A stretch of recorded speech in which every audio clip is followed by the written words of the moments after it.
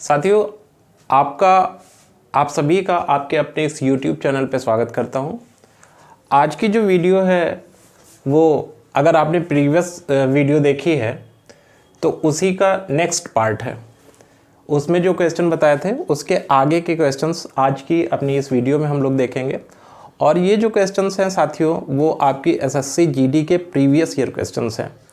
Previous year में जो questions आए हैं उम्मीद है कि अब की बार जो पेपर होगा उसमें भी लेवल वही रहेगा। तो प्रीवियस ईयर लाने का मेन मकसद ये था कि आपको ये दिखाया जाए कि उसमें मैथ्स के क्वेश्चन कितने सिंपल से आते हैं, है ना। तो मैथ्स को आप हवा ना बनाइए, बहुत ही आसानी से क्वेश्चन को आप अगर फ्रेश माइंड से सॉल्व करेंगे तो आसानी से आप सॉल्व कर पाएंगे, है ना। तो चलिए आइए देखते हैं पहला क्वेश्चन क्या है। देखिए, मनीष ने 225 रुपये में प्रति पुस्तक की दर से पुस्तकें खरीदी। मतलब एक पुस्तक 225 रुपये की खरीदी और उन्हें 162 रुपये प्रति पुस्तक की दर से बेचा। 162 रुपये में बेच दिया। अब देखिए 225 में खरीदेगा, 162 में बेचेगा, तो आपको पता है कि उसको घाटा होने वाला है। तो वो पूछ भी रहा है कि 7 किताबें बेचने पर कितनी हानि होगी। तो देखिए एक पुस्तक पे उसे कितनी हानि हो रही है। 225 में खरीद रहा है, 162 पे बेच रहा है। इसका मतलब 62 और 8 70 70 30 यानी 38 और 25। चाहे तो आप 225 से 162 को घटा दें तो 38 और 25 कितना हो जाएगा, 30 और 20 50 और 13 यानी 63। एक पुस्तक पे उसको 63 रुपये का घाटा होगा। आप 225 से 162 को घटाएंगे तो क्या आ जाएगा, एक पुस्तक पे उसको कितनी हानि हुई। लेकिन ऐसी ही 7 किताबें बेचने पर उसे कितने रुपए की हानि होगी, तो 7 से गुणा कर दीजिए। 7 तिया 21, 7 छंग 42 और 2 44, 441 रुपए की हानि होगी, है ना। बिल्कुल सिंपल सा क्वेश्चन। देखिए अगला क्वेश्चन क्या है। अगला इन्होंने U और V का अनुपात दिया है 4:7, V और W का अनुपात दिया है 9:7।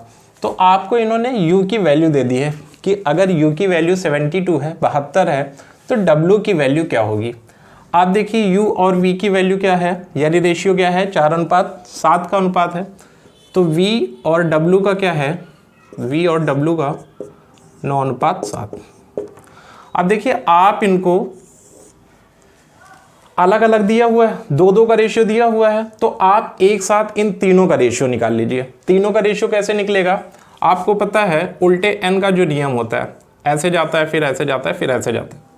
V 2 बार है ना, तो V को चाहे उल्टे n का रूल लगा लीजिए या फिर आप यहाँ देखिए, यहाँ V 7 है और यहाँ V 9 है, तो ऊपर 9 से गुणा कर दीजिए और नीचे 7 से गुणा कर दीजिए, या फिर उल्टे n का रूल लगा लीजिए। दोनों बात सेम ही होंगी यहाँ पे क्योंकि डिजिट ऐसे हैं। तो आप देखिए कितना हो जाएगा, ये 9 चौके 36, यानी अगर देखा जाए U और V का रेशियो जो होगा वो कितना होगा, 36 रेशियो 63, 963, है ना। तो 4 और 7 को 9 से गुणा कर दिया तो किसकी वैल्यू आ गई, यानी किसका रेशियो आ गया, U और V का। अब देखिए V और W का रेशियो कितना हो जाएगा, 7 से 9 को गुणा करेंगे तो 63 होगा और 7 को 7 से गुणा करेंगे तो 49 होगा। V और W का रेशियो कितना आया, 63 रेशियो 49। अब देखिए यहाँ V और V सेम था तो V और V को हमने सेम कर लिया, 63 हो गया। अब U, V और W का मिला के रेशियो कितना बन रहा है, 36:63:49। अब इन्होंने U की वैल्यू दी है 72 और यहाँ रेशियो कितना आ रहा है, 36। तो 36 का जस्ट डबल है 72। तो W कितना है यहाँ पे, 49। तो 49 का जस्ट डबल कितना हो जाएगा, 98। अर्थात W की वैल्यू कितनी हो जाएगी, 98। ठीक है। रेशियो एंड प्रोपोर्शन में इस तरह के क्वेश्चन उस चैप्टर में मिलते हैं आपको।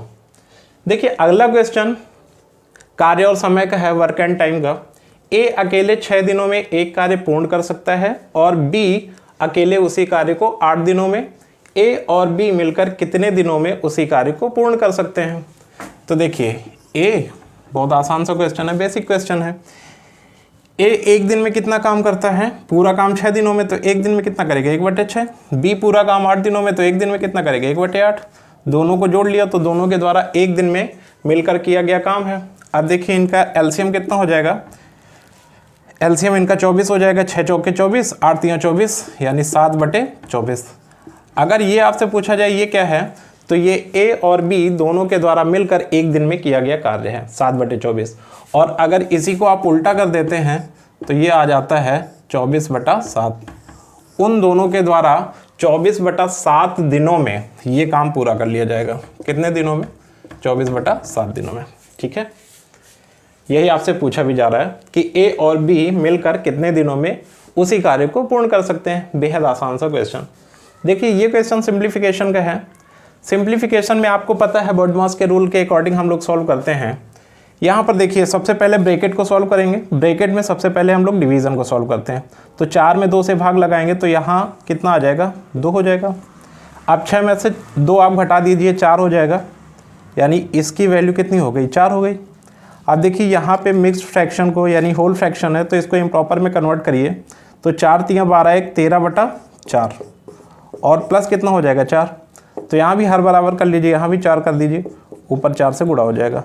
16 और 13 कितना हो जाएगा? 16 और 13 29, 29/4। अब यहाँ पर कितना है? 11/2 माइनस 29/4। हर बराबर कर लीजिए, 2 से गुणा कर दीजिए। तो ये 22/4 माइनस 29/4 अर्थात कितना हो जाएगा? -7/4। देखिए नीचे जो क्वेश्चन है ये कंपाउंड इंटरेस्ट का क्वेश्चन है। कंपाउंड इंटरेस्ट यानी चक्रवृद्धि ब्याज का क्वेश्चन है। बहुत आसान सा क्वेश्चन है और इस तरह के क्वेश्चन हम लोग बहुत आसानी से कर लेते हैं। चक्रवृद्धि ब्याज पर यानी कंपाउंड इंटरेस्ट पर 3 वर्ष में एक राशि स्वयं की 5 गुनी या 5 गुना हो जाती है। कितने वर्ष में राशि स्वयं की 125 गुना हो जाएगी? देखिए इन्होंने क्या बताया, एक राशि स्वयं की 5 गुना हो जाती है। कितने वर्षों में? 3 वर्षों में। यानी 5 गुना होने में कितना समय लेती है राशि? 3 वर्ष का। तो कह रहा है 125 गुना होने में कितना समय लेगी, कितना समय लगेगा। देखिए यहां पर जितने भी गुना दिया जाएगा ना, आप ये देखिए कि पहले कितने गुने की बात हो रही? 5 गुने की। तो यहां पर जो भी वैल्यू होगी उसको हमको ऐसा सेट करना है कि इसका आधार का पावर बने।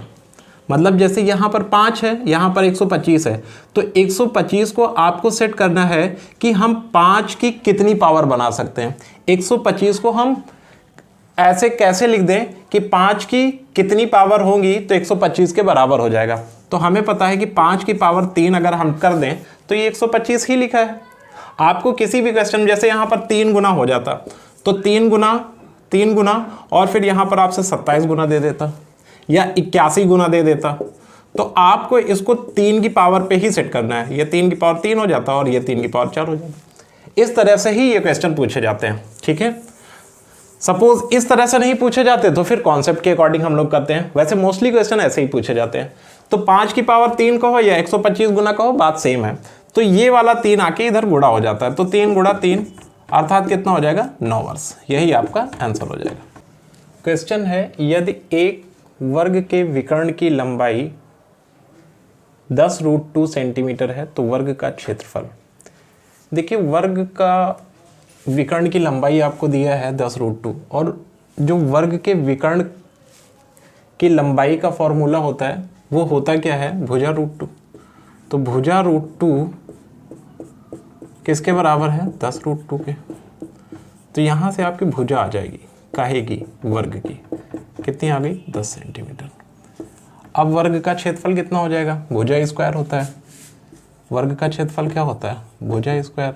तो 10 का स्क्वायर कितना हो जाएगा? 100 सेंटीमीटर स्क्वायर। ठीक है, आपको पता होना चाहिए कि वर्ग के विकर्ण का जो फॉर्मूला होता है वो भुजा √2 होता है। वर्ग का जो क्षेत्रफल होता है वो भुजा स्क्वायर होता है। अगर भुजा ए मान लें तो ए स्क्वायर होता है। और वर्ग का जो आपका परिमाप होता है वो 4 गुणा भुजा होता है। वर्ग का परिमाप, परिमाप का मतलब क्या होता है? सभी भुजाओं का योग, है ना। ये ए, तो ये कितना हो जाएगा? 4a।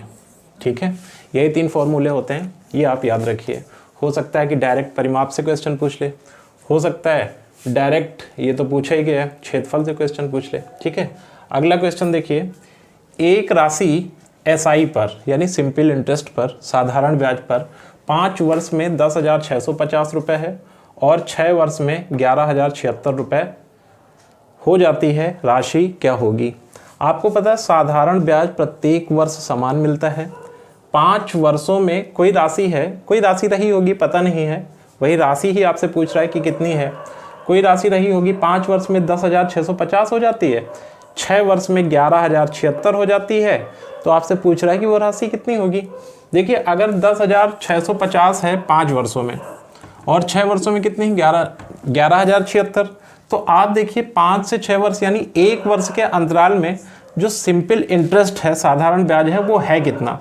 तो 10,650 11,076 से अगर हम घटा दें तो यहाँ 350 और 76 426 रुपये का ब्याज मिला है 1 वर्ष में। तो आपको पता है जो साधारण ब्याज होता है वो प्रत्येक वर्ष समान होता है, साधारण ब्याज प्रत्येक वर्ष समान होता है। तो 5 वर्षों में जो साधारण ब्याज मिला होगा वो कितना मिला होगा, 5 से गुणा कर दीजिए, 5 छक्का 30, 5 दूनी 10, 3 13, 5 चौके 20 और 1 21, 2130 रुपये का साधारण ब्याज मिला होगा 5 वर्षों में। इसका मतलब है कि ये जो 10,650 है इसमें 2130 रुपये जुड़े हुए हैं, 5 वर्षों के ब्याज सहित राशि है ना ये। तो आप 2130 अगर इससे घटा दीजिए तो यहाँ कितना हो जाएगा, आप 10,650 से 2130 घटाइए, 0, 5 में से 3 गया 2, इधर कितना हो जाएगा, 6 में से 1 गया 5 और इधर कितना हो जाएगा 8, है ना, यानी 8,520 रुपये। तो राशि कितनी रही होगी, 8,520 रुपये। उम्मीद करते हैं आप समझ पा रहे होंगे। देखिए अगला क्वेश्चन है, यदि किसी वस्तु का क्रय मूल्य 220 रुपये है और लाभ 20% है तो वस्तु का विक्रय मूल्य। बहुत आसान क्वेश्चन है। क्रय मूल्य यानी CP 220 रुपये है, 20% लाभ के साथ बेचना है। कोई भी वस्तु अपने आप में 100% होती है और CP तो हमेशा 100% होता ही है, पता है आपको। 20% लाभ के साथ अर्थात 120% पे लेके चलते हैं, 120/100। आप देखिए 00 से 00 कट जाएगा, 12 दूनी 24, 12 दूनी 24, 2 26, यानी इसका SP जो है सेलिंग प्राइस है वो 264 रुपये। अगला क्वेश्चन देखिए, एक कमरे की लंबाई 21 मीटर, चौड़ाई 12 मीटर, ऊंचाई H 16 मीटर है। उस कमरे में रखी जाने वाली सबसे बड़ी रॉड की लंबाई। देखिए कमरा जो है आपका वो लंबाई अलग है 21 मीटर, चौड़ाई यानी ब्रेथ B अलग है 12 मीटर और ऊंचाई 16 मीटर अलग है। आपको पता है लंबाई चौड़ाई और ऊंचाई अलग अलग है, यानी कमरा आपका घनाभ जैसा है। तो आपसे कह रहा है उस कमरे में रखी जाने वाली सबसे लंबी रॉड की लंबाई। देखिए अगर आप कमरे में कोई भी छड़ या कोई भी रॉड रखते हैं और आप ये चाहते हैं कि सबसे लंबी छड़ या रॉड कैसे रखी जाए, तो आपको पता है कि आपको रॉड या छड़ ऐसे रखना पड़ेगा। मान लो ये कोई कमरा है, तो कमरे में जो छड़ या रॉड रखी जाती है वो कैसे रखी जाती है, जो सबसे लंबी हो उसके विकर्णवत ही रखी जाएगी। तो आपको पता है कि इस क्वेश्चन में कुछ नहीं करना है, आपको उस कमरे का विकर्ण निकाल लेना है। विकर्ण की लंबाई जितनी होगी तो सबसे बड़ी रॉड की लंबाई भी सेम हो जाएगी। तो देखिए विकर्ण का जो फॉर्मूला होता है वो होता क्या है, √L² + B² + H²। ये कमरा कैसा है, घनाभ जैसा, तो घनाभ का विकर्ण का फॉर्मूला लगाएंगे। L की वैल्यू कितनी है 21 मीटर, तो 21 का वर्ग होगा 441। B की वैल्यू कितनी है 12 मीटर, तो इसका 12 का स्क्वायर होगा 144। और H का कितना हो जाएगा 16, तो यानी 256। कितना हो जाएगा ये 256। अब देखिए आप इनको ऐड कर लीजिए, 6 4 10 11, 6 4 10 4 14, 3 1 4 और 4 4 8, 841 आया। और 841 का जो वर्गमूल होता है वो कितना होता है 29। अर्थात सबसे लंबी छड़ की जो उस कमरे में रखी जाएगी, सबसे लंबी रॉड, उसकी जो लंबाई होगी वो 29 मीटर होगी। देखिए ये डायरेक्ट फॉर्मूले पे बेस्ड होता है। अब अगर ऐसा ही कोई और क्वेश्चन पूछ लिया जाता जिसमें घनाभ का आयतन लगा हो, यानी घनाभ के आयतन का फॉर्मूला लगता, तो घनाभ के आयतन का फॉर्मूला क्या होता है वो भी आप नोट कर लीजिए। घनाभ का आयतन होता है लंबाई गुणा चौड़ाई गुणा ऊंचाई, है ना। तो डायरेक्ट इस फॉर्मूले से आप घनाभ का आयतन निकाल सकते हैं। अगर घनाभ के संपूर्ण पृष्ठ की बात की जाए तो उसका फॉर्मूला क्या होता है, घनाभ का संपूर्ण पृष्ठ डायरेक्ट फॉर्मूले पे क्वेश्चन आते हैं तो फॉर्मूला आपको याद होना चाहिए, 2L into B, B into H और H इंटू एल। तो ये घनाभ का संपूर्ण पृष्ठ होता है। चलिए नेक्स्ट क्वेश्चन देखते हैं। अनिल, दीपक और दिनेश एक साथ 35 दिनों में एक कार्य पूर्ण कर सकते हैं। अनिल और दिनेश एक साथ 60 दिनों में उसी कार्य को पूर्ण कर सकते हैं। दीपक अकेले कितने दिनों में उसी कार्य को पूर्ण करेगा। पता है वर्क एंड टाइम का क्वेश्चन है, आसान सा क्वेश्चन है। देखिए अनिल, दीपक यानी डीपी, दिनेश यानी डीएन, अगर ये तीनों मिलकर कार्य करते हैं तो 35 दिन में पूरा काम खत्म हो जाता है। तो इन तीनों के द्वारा मिलकर एक दिन में किया गया काम 1/35 हो जाएगा, आपको पता है। फिर कह रहा है अनिल और दिनेश एक साथ 60 दिनों में उसी कार्य को पूर्ण करते हैं। तो अनिल और दिनेश यानी डीएन एक दिन में कितना काम करेंगे, 1/60। आपसे पूछ रहा है उसी काम को अकेले दीपक कितने दिन में करेगा, डीपी कितने दिनों में करेगा। तो पता है अनिल और दिनेश एक दिन में कितना काम करते हैं, 1/60।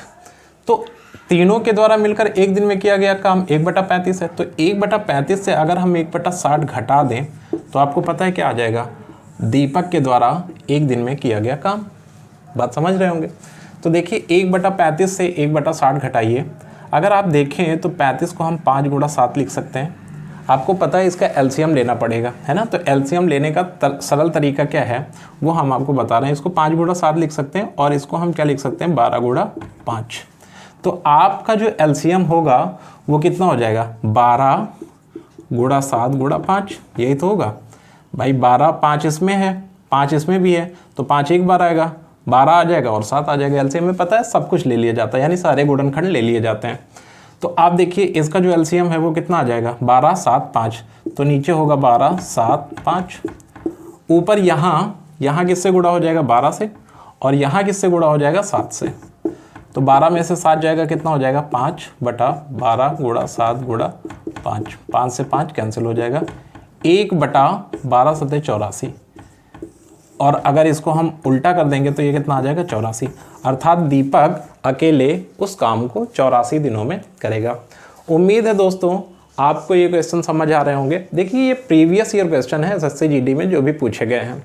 आपको इनका सिर्फ प्रैक्टिस करना है, और अगर कहीं पर आप फंस रहे हैं तो आप थोड़ा सा ध्यान से देख लीजिए क्वेश्चन की कैसे सॉल्व किया गया है। वीडियो अगर ज़्यादा लंबी हो रही है तो आप इसकी स्पीड बढ़ाकर देख सकते हैं। यूट्यूब में तो बहुत सारे ऑप्शंस आते हैं, है ना।